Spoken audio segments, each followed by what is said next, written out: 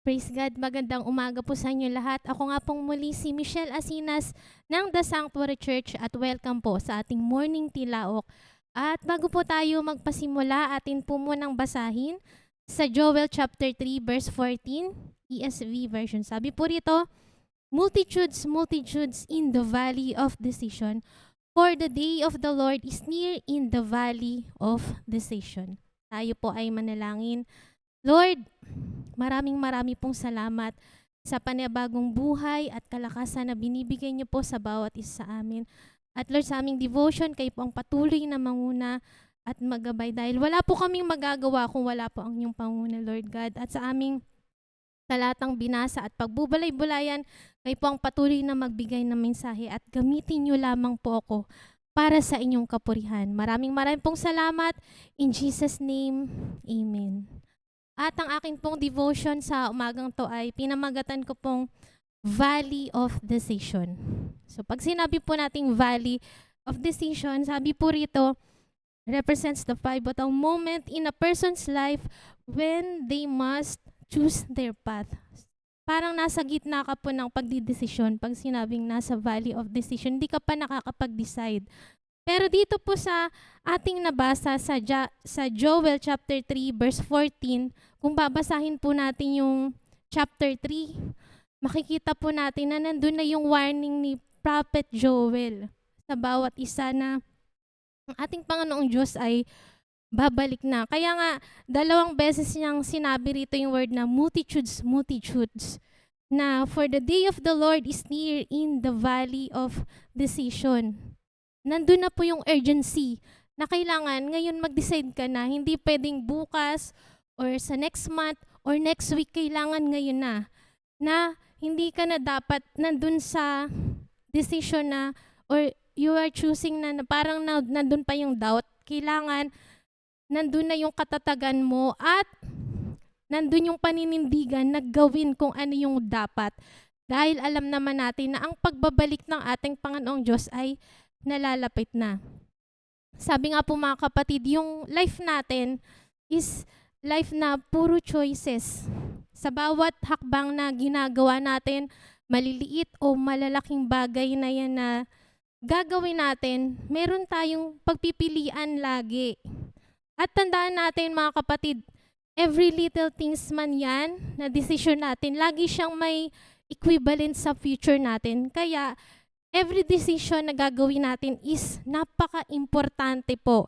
At dapat na lahat ng bagay na gagawin natin is according sa kalooban ng ating Panginoong Diyos. Dahil pagka nag-decide tayo ng malayo sa kalooban ni Lord, tayo yung malalagay sa alanganin. Kaya nga po rito mga kapatid, meron pong warning si Prophet Joel .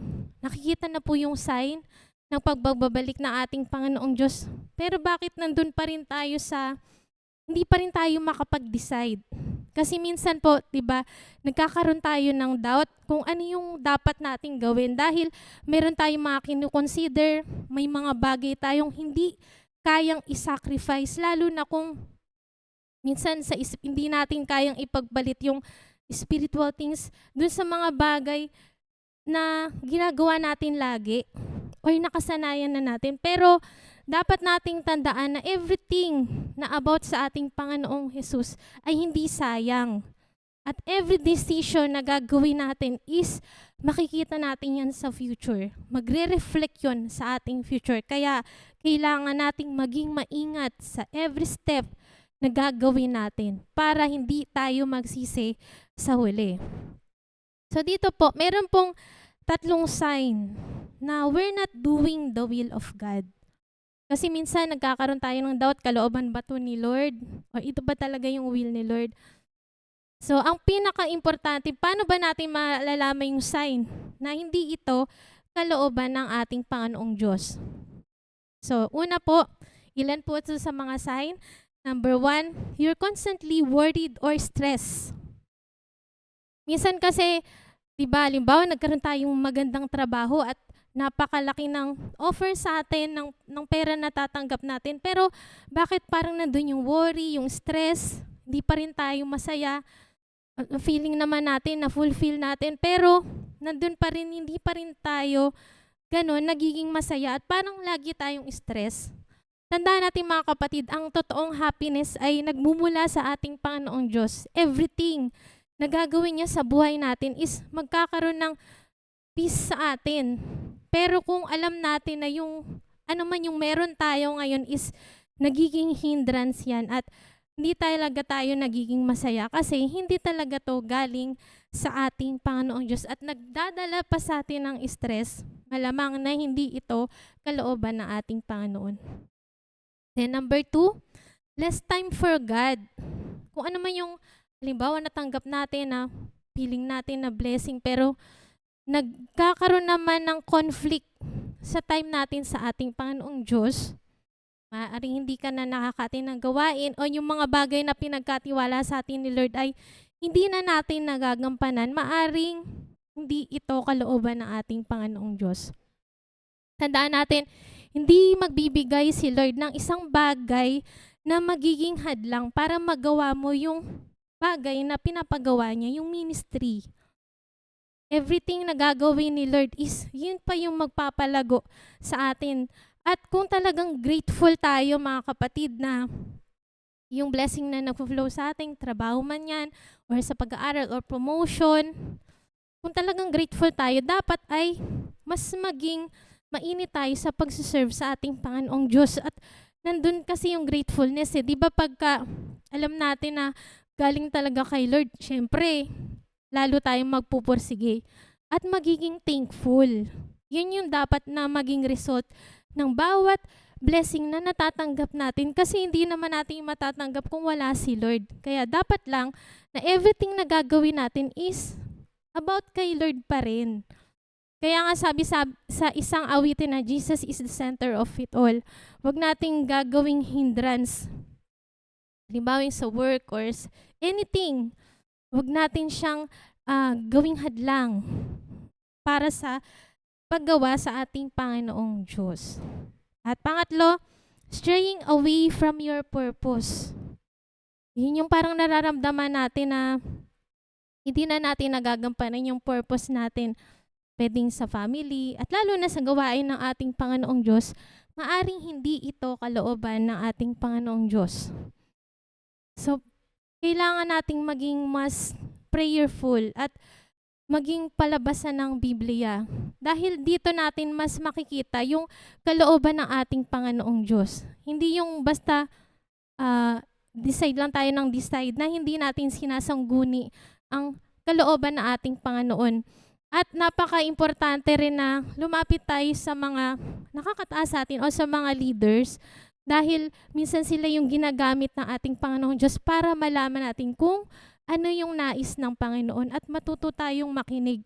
Minsan kasi lumalapit tayo sa mga leaders pero hindi naman tayo nakikinig sa kanilang mga payo. At isipin natin mga kapatid na sabi ko nga po, every step we make is magre-reflect yun sa future natin. Sa bawat desisyon na pwedeng palayo sa ating Panginoong Diyos, isang araw ay tayo rin yung mahihirapan. Kaya wag tayong laging nasa valley of decision na parang ano bang gagawin ko? Dapat na mag-decide tayo kung ano yung kalooban ni Lord. Kahit minsan kasi tayo ay nagdi-decide according sa nararamdaman natin or nakikita natin, ay feeling ko ito. Kung babalikan po natin yung story ni Lot at ni Abraham, di ba, sa Biblia, nung pinapili siya ni Abraham, saan mo gusto dito sa kaliwa sa kanan, kung ano yung nakita niyang maganda, yun yung kanyang pinili. Kasi nag-decide siya according sa nakikita niya. Minsan ganun tayo eh. Minsan nagdi-decide tayo according sa nakikita at nararamdaman natin. Pero tandaan natin mga kapatid na everything na comes from God. Kahit na minsan feeling natin, parang di naman ito, parang di ko to feel. Pero paano kung yun yung gusto ni Lord? Kailangan nating gawin. At sa bawat desisyon na alam nating si Lord yung nasusunod, tiyak sa huli ay tagumpay ito mga kapatid. Kaya panghawakan natin kung ano yung nais ng ating Panginoong Diyos. Decide, hindi according sa nakikita or nararamdaman mo, kundi depend on God sa Kanyang maggagawa sa buhay mo. Kasi napakamakapangyarihan ng ating Panginoong Diyos at lahat ng bagay ay kaya niyang ayusin. Kaya we need to fully depend sa ating Panginoong Diyos kasi He holds the future. He controls everything. Kaya kung magdi-decide ka according sa nais mo lang, tiyak na mapapahamak tayo sa bandang huli. Kaya kung ano yung nais ni Lord, we need to decide ngayon na urgently decide at hindi tayo dapat nasa gitna lagi ng ano bang pipiliin ko. Sabi nga sa isang awitin, subukan mo na tanggapin si Lord sa buhay mo at makikita mo kung ano yung bagay na kayang gawin sa buhay mo. Kaya ngayon pa lang, we need to urgently decide sa panig ng ating Panginoong Diyos. Choose kung ano yung nais nating mangyari sa future natin. Dahil kung ano man yung desisyon na gagawin mo ngayon ay magre-reflect yan. Hindi lang sa'yo, kundi sa future family mo, sa anumang mangyari sa mga taong nakapaligid sa'yo. Kaya we need to choose right now, urgently, at hindi bukas or sa makalawa. Dahil kapag nagpatumpik-tumpik pa tayo sa pag-obey sa nais ni Lord, tayo rin yung mahihirapan. Kaya nga po sabi dito sa prayer focus, pray to serve God and build His kingdom in whatever way He opens the door for us. So, ito dapat yung ating desisyon na kung ano man yung i-open na door sa atin, kung ano man yung blessing na magkakaroon tayo, kung ano man yung gagawin natin, ay magawa pa na natin kung ano yung kalooban talaga na ating choose, kung ano yung kalooban ni Lord. Dahil dun tayo safe kapag sinunod natin kung ano man yung nais ng ating Panginoong Jesus. At tayo po ay manalangin. Praise God. Lord, maraming pong salamat muli, O God, sa araw na to, Lord Jesus, sa paalala niyo po sa amin. Tulungan niyo po yung bawat isa sa amin na always na mag-stick sa inyong kalooban dahil wala po kami magagawa kung wala po inyong patnubay. I-guide niyo po kami sa kung ano man yung nais niyo. Makita po namin kung ano yung magagawa niyo po sa buhay namin at Lord, hindi po kami mag-decide according sa nararamdaman at nakikita lang namin. Dahil alam po namin, You hold the future. Alam po kung ano yung makakabuti sa bawat isa amin at everything na gagawin namin ay magbibigay po ng kapurihan sa inyong pangalan. At Lord, sa mga oras na to, Lord Jesus, ay nilalapit ko rin po sa inyo. Healing po kay Julia Yu mula sa Gumamela Satellite, Lord, na may sakit. Alam po namin kayo po ang aming great healer. Wala pong imposible sa inyo, Lord God. Kung ano mang karamdaman na yun, in Jesus' name, Lord, ay dinideclare na po namin ang healing para kay Julia Yu.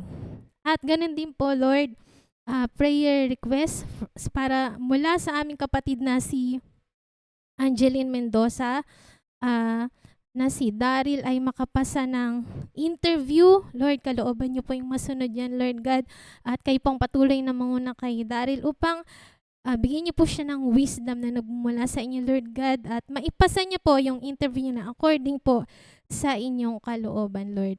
At ganun din po kay Danica na to strengthen her faith, Lord. Hindi po namin alam kung ano man po yung mga pinagdadaanan niya. But still, Lord, kayo po yung patuloy na manguna sa kanyang buhay at patatagin niyo po siya, O God. At ganun din po, Lord Jesus, kay Cyrus and Rachel na for continuous spiritual, physical, mental, and emotional healing and for quick processing of her petition to UK. Lord, kayo pang patuloy na manguna kay Cyrus at Rachel na mag-grow sila spiritually sa lahat po ng aspeto, mentally, physically, kayo po yung patuloy na manguna at kalooban nyo rin po yung masunod para sa processing ng kanyang petition for UK. Kayo po yung patuloy na gumawa ng paraan para dyan, O God. Lord, at ganun din po, cancer healing kay Brenda and Imelda. Alam po namin na kayo po ang aming great healer. Wala pong imposible sa inyo kahit na po gano'n ang karamdaman na yan, Lord God, ay kiniklaim na po namin healing in Jesus' name para kay Brenda at Imelda. Ganun din po, safe travel kay Jack and Cyrylene. At Kay Lawrence naman, job application sa UK, Lord. Lord, kalooban niyo rin po yung masunod para dito.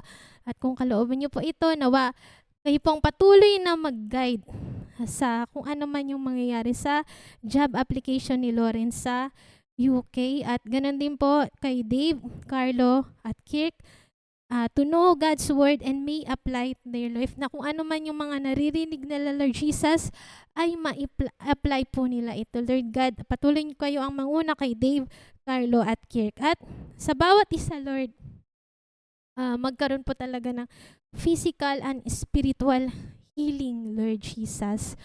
At patuloy din po naming sinasamo, Lord God, ang bansang Israel, na nandun po patuloy pa rin po ang digmaan, Lord. Alam po namin na hindi po, wala pong kapayapaan kapag may mga digmaan, Lord. Kaya kayo po yung patuloy na mag-guide sa bansang yan. Patuloy niyo pong pangunahan yung mga leader, kung ano yung mga dapat na nilang gawin, Lord. At kalooban niyo rin po ang masunod sa lugar na yan. At ganun din po, Lord, ang aming mga kaibigan, kapatid na mga OFW, Lord. Alam po namin na napakahirap po ng sitwasyon nila. Malayo po sa family. Kaya patuloy niyo po silang i-comfort, encourage sa time na nanghihina sila at nalulungkot. At ang lahat ng to, Lord Jesus, kayo po ang patuloy na masunod ang inyong kamayang kumilos, O Lord God. Dahil ang bawat isa amin ay fully dependent sa iyo, Lord God. At wala po kaming magagawa kung wala po kayo sa buhay namin, Lord Jesus. Lord, maraming pong salamat. In Jesus' name, Amen. At marami pong salamat at God bless po sa inyong lahat.